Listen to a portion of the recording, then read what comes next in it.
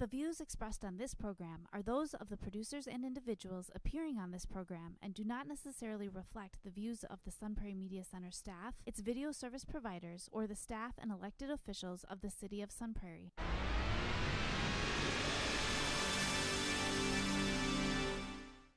Hello and welcome to Real Reviews. My name is Jameson Rabbit, and this week I am so happy to be joined by good friend of the show, Michael Seleskie. Welcome, sir. Holy 2-minute runtimes, Batman. Good Lord. How are you? Very good, very good. Glad to be here. Glad to be back. Good. It's been a little while. We got you back. We got some fun movies to talk about. Yeah, we got some good stuff to talk about. I'm going to get started with what we have on the marquee this week. It is a big one. It is a movie that has been kind of in a bit of pre-production hell for several years, but we finally got it. It is The Batman from director Matt Reeves. This one stars Robert Pattinson as Batman and, the secret's out, his alter ego, Bruce Wayne. This Batman has been out at night for 2 years, prowling the shadows, instilling fear and meting out his form of justice. We see early on he keeps journals to kind of keep his thoughts straight, and we know that he is a bit weary from the unending job that he sees before him. He's driven by anger, by rage, by pain, and we see that in how he distributes his form of justice to the thugs in the night of Gotham City. I mean, you see it right here in the trailer. He has a relationship with Jim Gordon, who's played by Jeffrey Wright in this, that no one else in the police department understands or really approves of. And they see Batman as a masked vigilante who just kind of gets in the way of doing police business. But it's when a fellow unknown masked vigilante shows up in Gotham City and high-ranking officials start showing up dead with riddles and clues attached to their elaborate deaths, that the world's greatest detective is on the case trying to track down this madman before it's too late. Along the way, he gets tangled up with the cat burglar, of course, Catwoman, played in this by Zoe Kravitz, who's trying to get her own revenge on a few big names in the criminal underworld of Gotham. And she, of course, forms an uneasy partnership with Batman in order to find her roommate who's gone missing. And this cast is full of characters. I mean, your main villain is the Riddler, played by Paul Dano, who you really don't see very much in this movie. He's kind of played as a domestic terrorist as opposed to what you're used to seeing with the Riddler, which is the guy in the green suit with the question marks and the bowler hat and what have you. And Colin Farrell, who plays a Penguin, who if you didn't know that this was Colin Farrell going in, you wouldn't guess because he's under heavy prosthetics as the Penguin. Andy Serkis comes in as Alfred, and this film is kind of an homage to a lot of different films of the era, some Hitchcockian film techniques, really heavy on like the 1940s detective noir in its feel of it. But first and foremost, the most important thing when you're talking about a Batman movie is the man behind the cowl. What did you think of Robert Pattinson as Batman? I thought Robert Pattinson as Batman was unimpeachable in this movie. I think he's the best Batman that we've seen, arguably since Adam West, but I'm a longtime Adam West fanatic on Batman.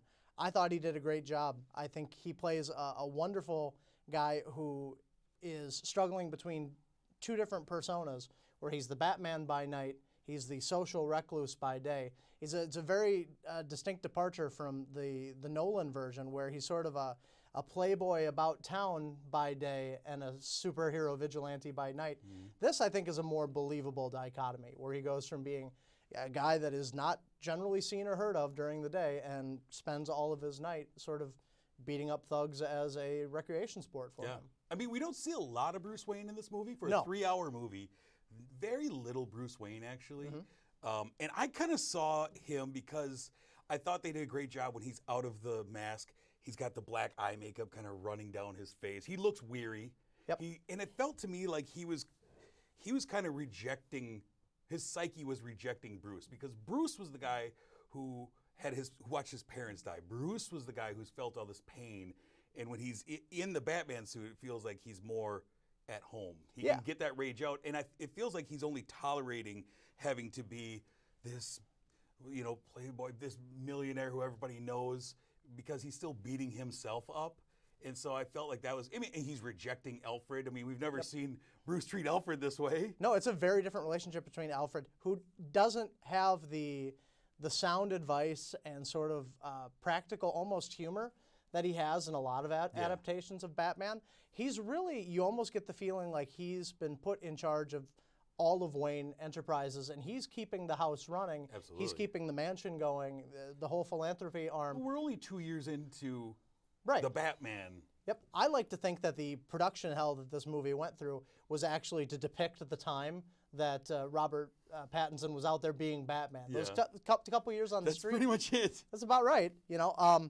But I thought that it was fantastic, his performance as Batman. You really do feel like this Batman is really grounded. He's on the ground level. You see him mostly running, you know, with a motorcycle as opposed to a car. He's got all sorts of goofy gadgets, but he feels more lived in and down to earth, whereas the John Nolan Batman, the Christian Bale Batman, does feel like he was given just an obscene amount of money and swoops in with all of the finest tech, all of the finest gear. And I mean, we're watching him kind of build the Batmobile. We see the Batmobile sitting there, engine out of it. And it doesn't show up till halfway through the movie. It's a great reveal. It's a grimy Batcave. Yeah. As opposed to, let's say, the most recent iteration, I think, is the one that bears the best compare and contrast to. Is, you know, the Batcave in the Dark Knight franchise series is pretty pristine. Yeah. Well lit, clean. And this Batcave is kind of grimy. It feels he doesn't have a Lucius Fox in these movies that's to fair take point. care of everything for him. Yeah. No, you're absolutely right. And I really loved the feel of Gotham in itself and how grounded everything was.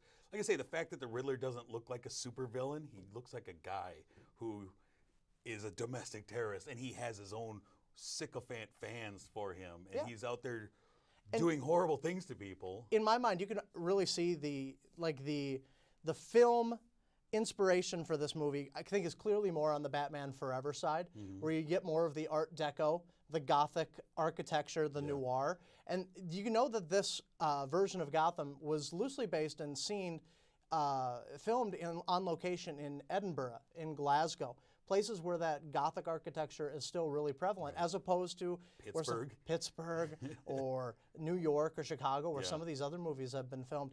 It feels a lot more established. Yeah. And it does have a unique architectural look to it. Yeah, I thought, surprising to me, I had no doubt that Robert Pattinson could be great in this role because he is a really good actor. But I'm trying to picture him under the mask, and he's not an intimidating looking guy in regular life. You know, he's not a huge hulking presence. But I thought that in the suit, he filled it out. I mean, the suit looked great on him, and the way he enters scenes is great. And his relationship with Jim Gordon, his relationship with Catwoman, like I thought Zoe Kravitz was, this might be blasphemy to say, my favorite Catwoman. No, I don't think that's blasphemy to say. I think that's entirely correct, and I can't really see an argument for other. I mean, people love Michelle Pfeiffer's Catwoman. Okay. But I thought that this one was, again, she didn't have an elaborate costume. Nope. She's a cat burglar. She had a hat, a balaclava kind of looking thing. Yeah. But I thought they did a great job of finding that push and pull relationship between Batman and Catwoman, where, you know, they're together, but at some point she's going to do something that he can't follow her down that road. Yeah, and she's been dealing in the criminal underworld for the before time of this movie, so you'd have a hard time controlling her in a situation like that. No, I think actually the thing that I appreciated, one of the things I appreciated most about the movie was that Batman doesn't just come in and physically dominate all of his fights. You can tell he's getting in there. He's taking some blows. He's taking some hits. You see him like really take some physical punishment, whereas some of the other versions of Batman, he just kind of comes in and the crooks know what's up and they fall down pretty quick. These guys put up a fight, and he takes a lot of punishment in this movie. 3-hour runtime. Whew, talking about punishment. But I didn't feel the 3 hours. No, as opposed to other movies that we're going to be discussing today, I didn't feel the runtime at all. It's really well paced. Some of the riddling gets a little tedious because I think, about a third of the way through the movie, you kind of see where things are going, and everyone around you in the theater, or everyone around you in the movie is having a hard time piecing it together, and it's not really a tremendously difficult riddle to figure out. Sure. But I think it moves very quickly. The car chase scene is beautifully done. I've never seen a car chase where all of the car chase shots, basically in that whole thing, are from the very extreme close-up. They're almost like hub shots. Yeah. You know, it's a really gritty way to film a car chase scene. I think it was great.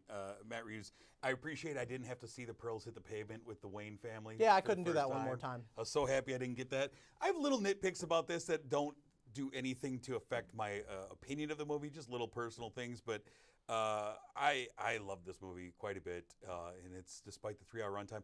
You have to go see it in theaters. We're ready to watch it a couple more times. Yeah, I think I might not see it again in the theaters, but I definitely look forward to watching it a few more times. They definitely tease the ability of this franchise to have legs.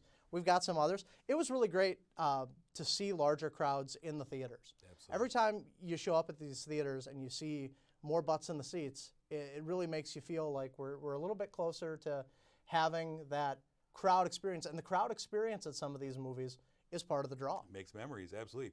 What did you end up giving to The Batman? I gave this 4.5 stars. Ooh, we are right on point, sir. I agree. I gave it 4.5 stars as well. It's a tremendous movie. Go check it out. Absolutely. The next thing we have is our streaming spotlight, where we turn to, I believe, do we turn to Hulu for this film? Indeed. What do we have? Well, from the production team of such absolute classics as Step Brothers, Booksmart, and The Big Short, comes this horror-adjacent reminder that dating Bucky Rogers sounds like a good idea, but using the buddy system is a better idea. Noah, played by Daisy Edgar Jones, is your average out-of-luck-in-love millennial who is seemingly stuck in a world of quick hookups, bad first dates, and dating apps that really lack that human connection. She has a chance encounter with Steve, played by Sebastian Stan, the Winter Soldier himself, at a grocery store. He proceeds to charm her so effectively that before you know it, she's heading off on a lover's getaway. Things take a turn for the worse when she ends up drugged and chained in his basement.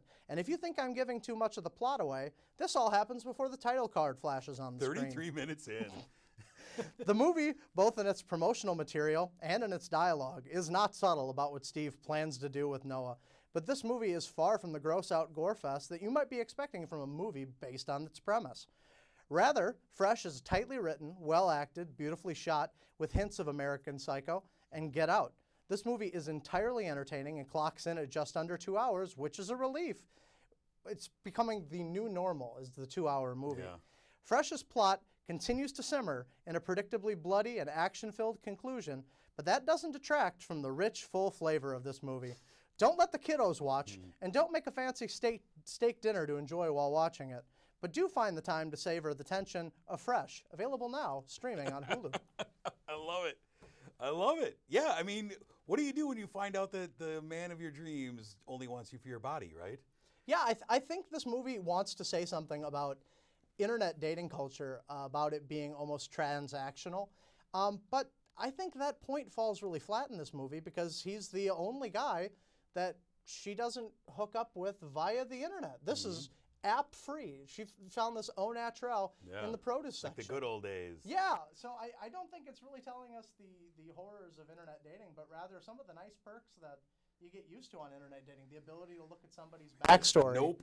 The ability to tell your friends, hey, I'm at such and such a location, and I'm going to be gone for so many hours.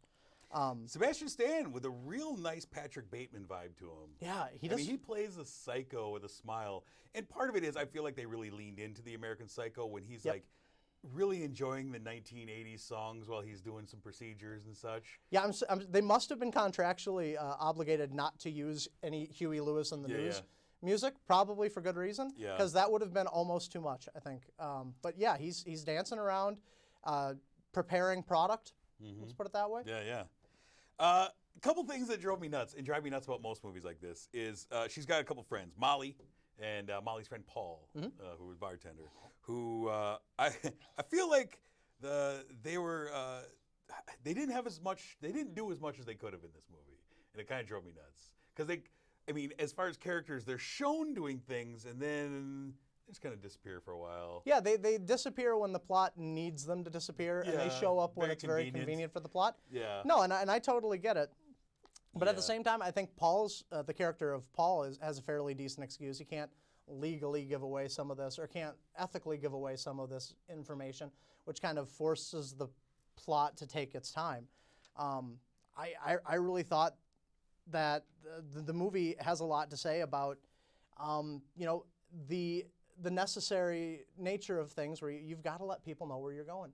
You've got to try to do some background information. You don't want to go in blind. And I don't think this movie is trying to say, this isn't a moralistic tale. This is a fun, for it being a horror movie, it's got some comedy, it's got some goof to it. Yeah. It's not nearly as serious, I think, as it could have been. It's not nearly as dark as it could have been. No. But it's not trying to say a point, but the point that it is trying to give is that you should be a little bit more careful when you're putting yourself out there like that. Yeah.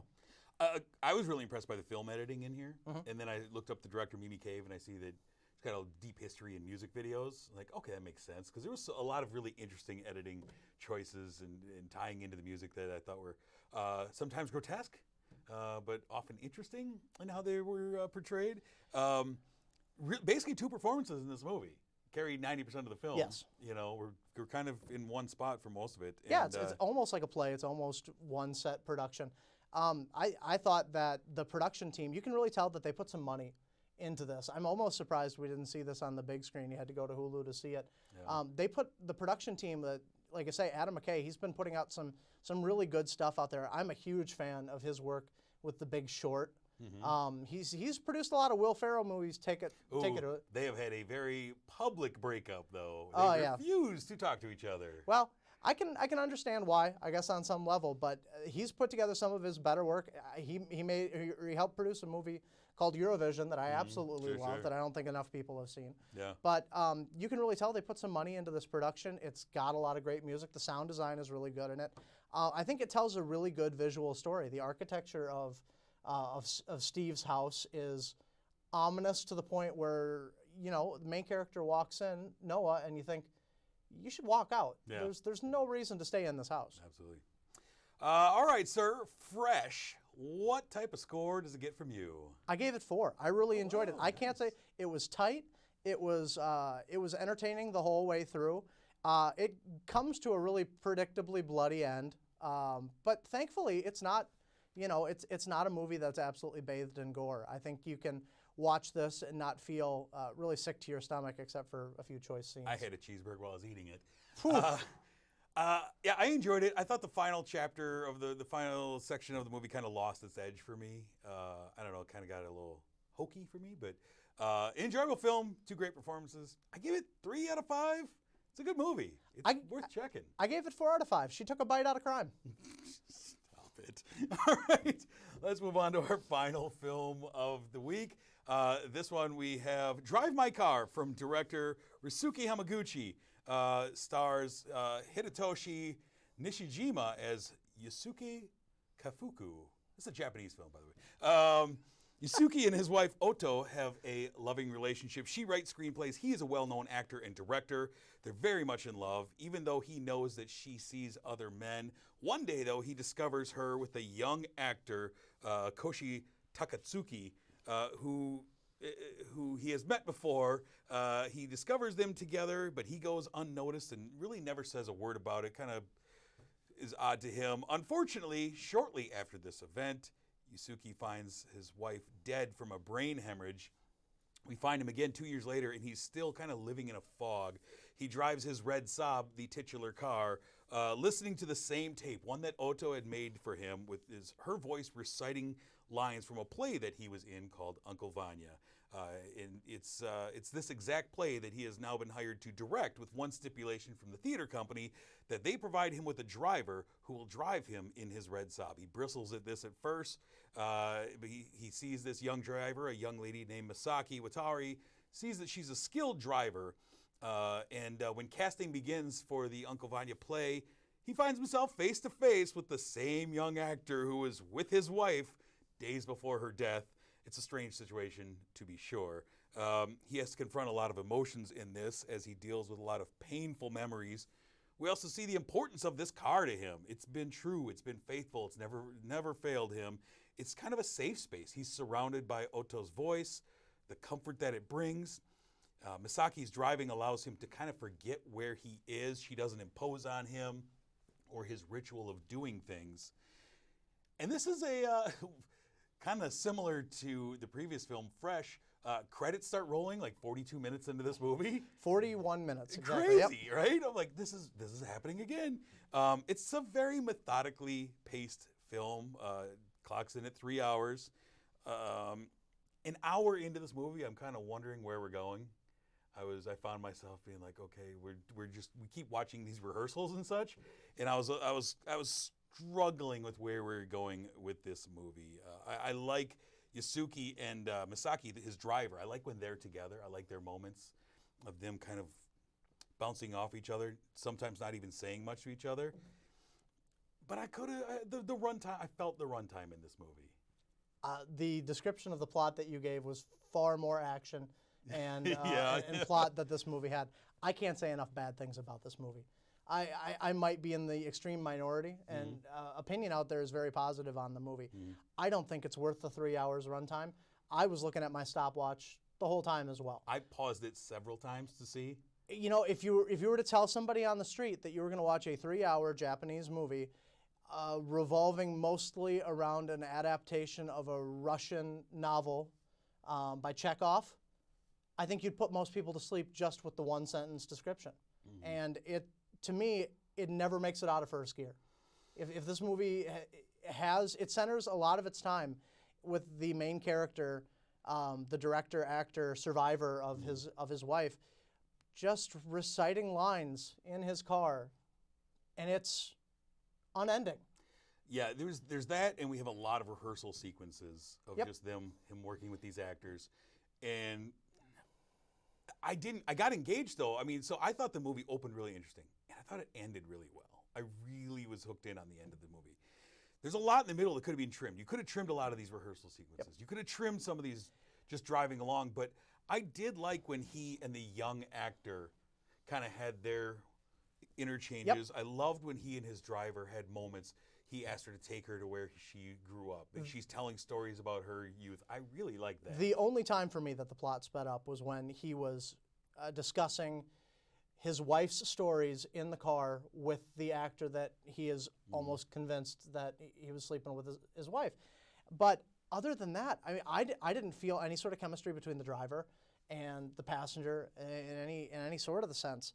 I think this movie is so niche. I know that there's a segment of film study that says that you want to describe something specific because that allows people to bring their own interpretation. Sure. I think they focused it way too much. Yeah. We're talking about Russian literature in a Japanese language for professional theaters. I think this is something that is almost too narrow-casted to theater geeks. And I think this is a great opportunity to have a discussion about where you see this movie. I think seeing this movie on a big screen with an art house, fan base, a crowd, I think is going to make this a lot better. Yep. Sitting at home, where it's really easy to pick up the phone, where it's really easy to check on the ongoing struggles throughout the world, it makes it very difficult to hold your attention for this movie. I will say I watched this in 2 sittings. I broke this up into basically 2 1.5-hour movies.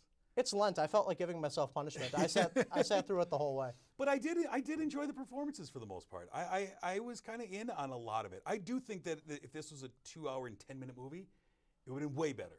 Yeah, I think you're right. I think the added 50 minutes. I lost hope. I'm not gonna lie. I lost hope when 44 minutes or 42 minutes in they showed the opening title credits started, and I went, oh no, this was all preamble. Yeah, we're just getting there. We're just getting to the juice of this story. And the one really positive thing I can say about this movie, it makes Hiroshima look nice. It does. Lovely. Yeah, Lovely area. for a city that was absolutely leveled, it looks pretty lovely there by the Satoshi Sea. Like Hipsterville down there. Almost. I have no idea. Yeah, I don't know. I had struggles with it because I think there's a you have to find this balance between storytelling and belaboring things. And I think this movie really struggled with that at a lot of points. But I did enjoy the lead character and his pain and processing of his loss of his wife, and then as we find out later on, other losses that he had suffered. This movie would find me. I would lose engagement with it, and then I would come back around, and then I lose engagement for a while. It's a weird way to watch a movie. It's a weird movie. I will say, as a guy that is not of the culture, I think the actors showing almost no emotion throughout the whole movie It's weird, isn't it? it almost feels like cultural commentary, but I wouldn't know. But he's also telling him to act like that. Like, hey, don't put emotion into your No, lines. and I got Just read that. the lines. But the number of times where the main character deadpan sort of looks into the camera and is coldly describing how he knew that his wife was cheating on him with almost no emotion. And the same with the driver who was discussing or figuring out how her mother passed. She's deadpan this whole time. And it doesn't help you bring it engaged into the story. I look at other critics' reviews of this, and I thought I must be missing something. And for the first 5 minutes of the movie, I watched it on Hulu.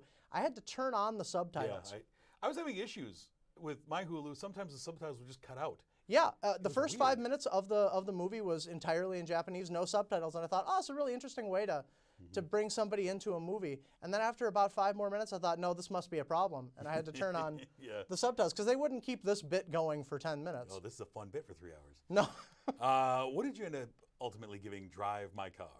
I stretched and gave it 1.5 stars. Whoa! Yep, sorry, guys. That's a painful score. Yeah. This is the first time I've been this far apart with you on a movie. I gave it 3.5. I enjoyed it. What? Yeah, I enjoyed it. Outside of the runtime, I did, like I said, I'm in and out of it, but there's a lot of the movie I liked. I love the opening. I love the ending. I love the moments with him and the young actor, the moments with him and the driver. It's the rehearsal space times. See, audience, this is how you can tell he's a real movie critic, because he's going to give a good a movie like this a high score, because it's got a lot of that art house feel to it. And I'm your guy looking out for the average Joe who's trying not to waste 3 hours on a Japanese film. I can absolutely agree with your opinion on it because it's tough, and this is a huge ask. 3 hours. Absolutely. For this. I think certain people will get something out of it. I think you have to go in with clear eye, knowing what you're going in for, because you're gonna. I had a hard time keeping myself interested. There was no chance I was going to get any kids or any significant others. Take an intermission. Come back the next day and finish it. That's what I did. That intermission break was nice. Maybe again. All right, let's take a look at what is coming soon, the weekend of March 18th. I've got a few films. We have Deepwater over on Hulu. It is about a well-to-do husband who allows his wife to have affairs to avoid a divorce, who becomes a suspect in her lover's sudden disappearance. The stars Ben Affleck, Anna de Armas, Tracy Betts, and Lil Rel Howery. Over on Netflix, we have a film called Windfall about a man who breaks into a tech billionaire's empty vacation home, but things go awry when he and his wife arrive home unexpectedly. Stars Jesse Plemons, Lily Collins, and Jason Segel. We have X, the newest horror film from Ty West. He makes nothing but great horror films, in my opinion. It's 1979. A group of filmmakers set out to make an adult film in rural Texas, but some folks in town have a problem with that, and nothing good happens to young adults in rural Texas. That looks very solid. We have learned this. We have The Outfit. This is in theaters. Mark Rylance is a tailor who works for some of Chicago's most notorious gangsters, and one night a couple of them ask him for a favor that might just change his life. Mark Rylance looks great in this. And then lastly, we have Alice, a slave in the antebellum South, escapes her secluded plantation only to discover a world she wasn't expecting beyond the tree line. Stars Keke Palmer and Common, and this looks a lot like a movie that came out a couple years ago starring Janelle Monáe called Antebellum.